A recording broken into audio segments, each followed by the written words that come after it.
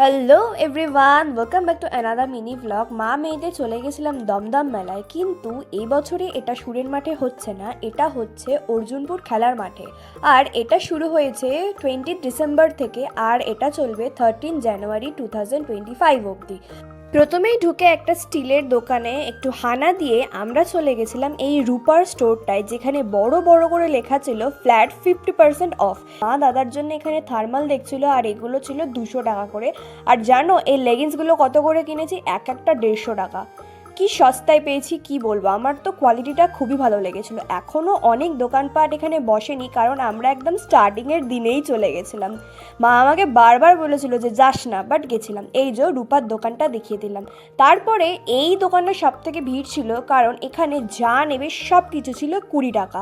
পরে তো এই দোকানটায় ঢোকাই যাচ্ছিল না একদম। আর এই দেখো ড্র্যাগন রাইড, জিজ্ঞাসা করেছিলাম, বললো 70 টাকা করে।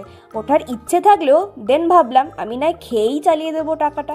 তারপরে এই রাইডটা প্রথমবার দেখলাম, এটা এখনও সেট করেনি। এবারে আসি ভিডিওর মেন অ্যাট্রাকশানে। আমি আর মা তো শুধুমাত্র গেছিলাম খেতে, কি খাইনি শুধু তোমরা দেখতে থাকো। এটা ছিল লোটে ফ্রাই, আর এটা 2 পিস নিয়েছিল 60 টাকা। আগেই মাকে দিয়ে দিলাম। তারপরে আমি আবার গেছিলাম অন্য আইটেম আনতে। এটা হচ্ছে ভেটকি মাছের কাবাব।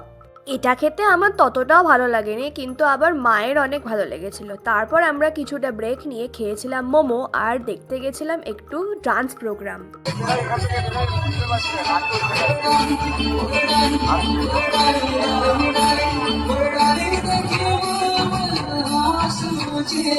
ঘণ্টাখানেক প্রোগ্রাম দেখে তারপর আবার আমাদের পেট পুজোর পালা এসেছে। আমরা খেয়েছিলাম পাও ভাজি, যেটা নিয়েছিল 1 প্লেট 50 টাকা, আর এক্সট্রা বান নিলে বা পাও নিলে 10 টাকা করে চার্জেস নিয়েছিল।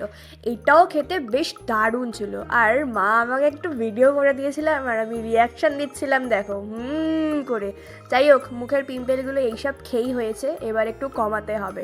তারপর আমরা একদম লাস্টে বেরিয়ে আসার আগে এই চিকেন কাবাবটা ট্রাই করেছিলাম। বাই।